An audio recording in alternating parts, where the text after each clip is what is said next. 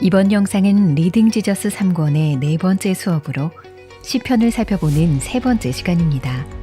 오늘은 총 5권의 책으로 나누어진 시편의 구조를 살펴보며 그 중에서도 시편 1권과 2권의 중심 내용을 함께 공부해 보겠습니다. 시편은 언뜻 보면 총 150편의 시가 서로 특별한 연관성 없이 제각각인 듯 보입니다. 쓰여진 순서대로 나열된 것도 아니고 저자별로 모아놓은 것도 아니기 때문에 그렇게 보일 수밖에 없죠.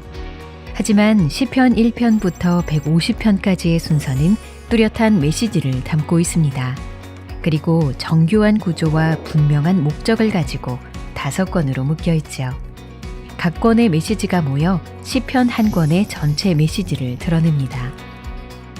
이번 영상에서는 먼저 시편의 전체 구성과 1권과 2권이 내포한 신학적 메시지에 대해 알아보도록 하겠습니다.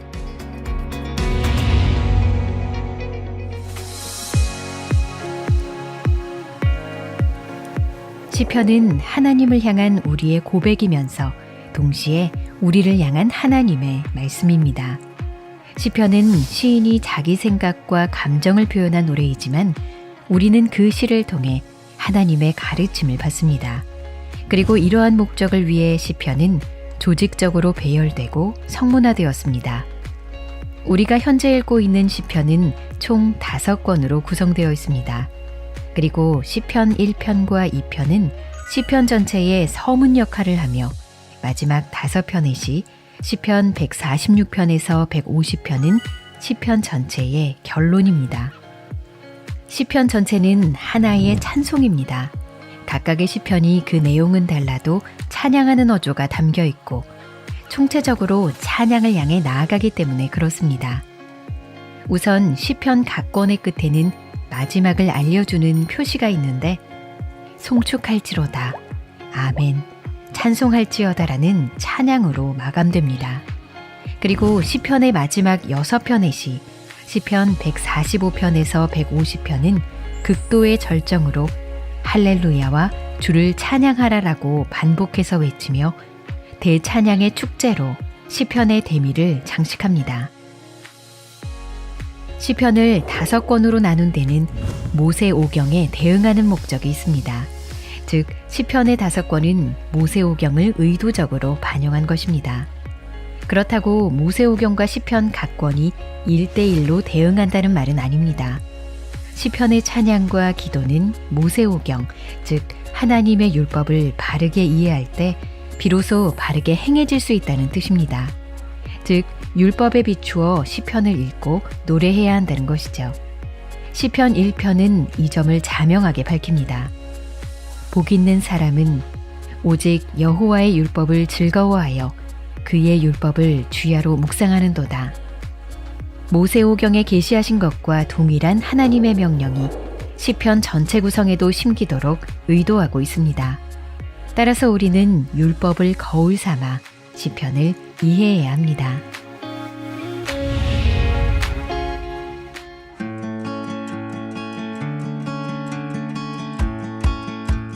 시편 1편과 2편은 시편 전체의 서론 역할을 합니다. 이 두 시는 1권의 다른 시들과 달리 다윗의 시라는 표제가 없고 뒤에 나오는 모든 시로부터 분리되어 있습니다. 또한 시편 1편과 2편을 함께 읽으면 둘을 한 단위로 묶는 문학적 특성을 발견할 수 있습니다. 시편 1편의 시작과 2편의 끝맺음이 복 있는 사람으로 연결하는 수미상관 구조라든지 의인과 악인의 차이를 강조하기 위해 공통의 언어를 사용하는 것이 바로 그것입니다. 이와 같은 요소들을 통해 1편과 2편이 한 쌍이 되어 시편의 서론 역할을 하고 있는 것이죠. 특히 시편 1편의 핵심은 하나님의 율법입니다. 율법에 맞는 격조를 갖추어 복을 표현하는 5행이 먼저 길게 나오고 이어서 나오는 짧고 날카로운 5행에서는 불의한 길로 가지 말라고 경고합니다. 시편 1편은 하나님의 율법을 즐거워하는 신자의 기쁨을 표현함으로써 시편 전체에서 하나님의 율법이 지니는 위치를 강조합니다. 그런데 시편 2편으로 넘어가면 분위기가 사뭇 달라집니다. 1편은 율법을 묵상하는 자에 대해 말한다면 2편은 율법을 대적하는 민족을 보여줍니다. 특히 여호와의 기름 부음 받은 자, 즉 다윗 왕조의 왕에게 반역하는 자들을 소개합니다. 또한 2편은 시편 전체의 주인공인 다윗 왕조의 한 왕을 소개하는데 그분은 하나님의 아들로서 하나님의 약속과 연관되어 등장합니다. 1편에 이어 2편에도 복이 나옵니다. 1편이 율법 안에 머무는 것을 복이라고 설명한다면 2편은 여호와의 기름 부음 받은 자에게 피하는 것이 복이라고 말합니다. 이와 같이 1편과 2편은 시편 전체의 주요 주제를 함축해서 소개합니다. 의인과 악인의 대조와 갈등, 율법에 거하는 의인의 기쁨, 하나님의 통치에 대한 확신, 다윗 왕조를 향한 하나님의 약속, 이러한 축복의 성취를 갈망하는 종말론적 관점 등이 등장합니다. 그리고 이 주제들은 나머지 시편들을 통해 더 풍성하게 나타납니다.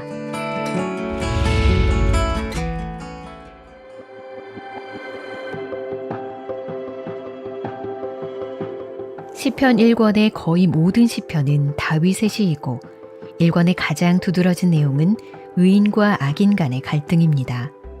이 갈등 구조는 3편에서부터 본격적으로 시작되는데 이방 민족들뿐 아니라 다윗의 아들 압살롬까지도 여호와와 그의 기름 부음 받은 자를 대적하는 존재로 등장합니다. 시편 1권은 악인과 의인의 대립을 주로 다루고 있음에도 의인에 대한 직접적 언급은 비교적 적게 나타납니다. 그 이유는 의인이 시인의 음성으로 등장하기 때문입니다. 의인으로 등장한 시인은 악인과 의인 사이의 갈등 상황을 설명하는 데서 나아가 분노하신 하나님께 심판받을 악인의 운명에 대해서도 이야기합니다. 이는 1편에서 설명한 의인의 길과 악인의 길의 대조를 상기시킵니다. 1권의 마지막 시편인 41편은 1권을 마무리하면서 1편과 2편의 주요 용어를 반복해서 사용합니다.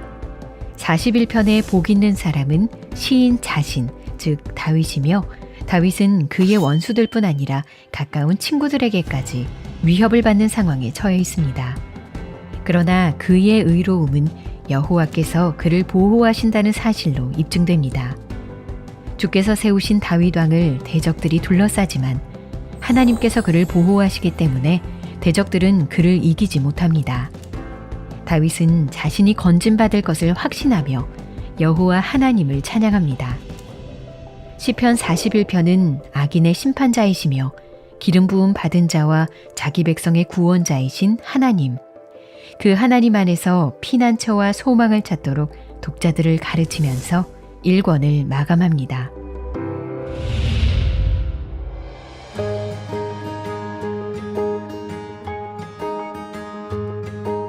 시편 2권도 1권과 같은 주제를 이어갑니다. 2권의 문을 여는 42편과 43편은 시인의 깊은 탄식으로 시작합니다. 자신을 조롱하는 대적들의 승리 앞에서 낙심한 시인은 하나님께 버림받은 것 같은 심정을 토로합니다.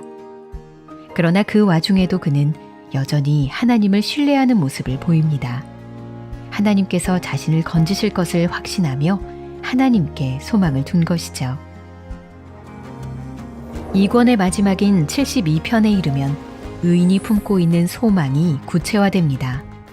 새롭게 등장할 왕에 대한 기대감 때문이죠. 시편 72편은 솔로몬의 시편으로 하나님께서 다윗과 맺으신 언약이 그의 아들에게 이어지고 있음을 보여줍니다. 따라서 다윗의 후손으로 장차 오실 의로운 왕에 대한 기대가 강하게 나타납니다. 장차 오실 의로운 왕은 새 창조를 일으켜 온 나라를 풍성하게 만들 것입니다. 시편 1편에서 시냇가에 심은 나무가 열매를 맺듯이 말입니다. 또 그는 바다 끝에서부터 땅 끝까지 온 열방을 다스릴 것입니다. 시편 2편에서 기름 부음 받은 자의 소유가 땅 끝까지 이르게 되는 것 같이 말이지요. 이렇듯 시편 2권은 탄식으로 시작하지만 새로운 왕에 대한 부푼 기대와 찬란한 소망으로 마무리됩니다.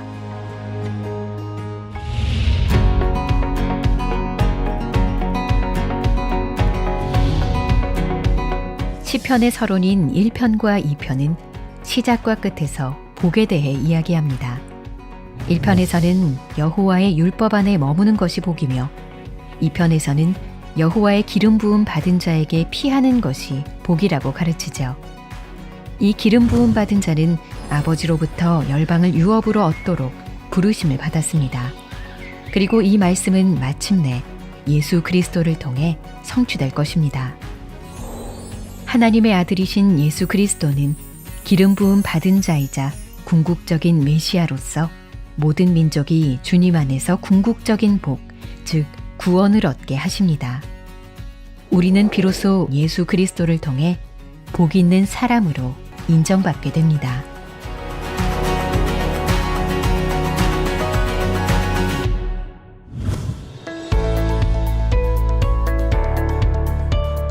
다음 영상은 리딩 지저스 3권의 5번째 수업으로 총 5권의 시편 중 3권, 4권, 5권의 중심 주제를 살펴보고 한 권으로서의 시편이 우리에게 어떤 메시지를 전하는지 알아보겠습니다.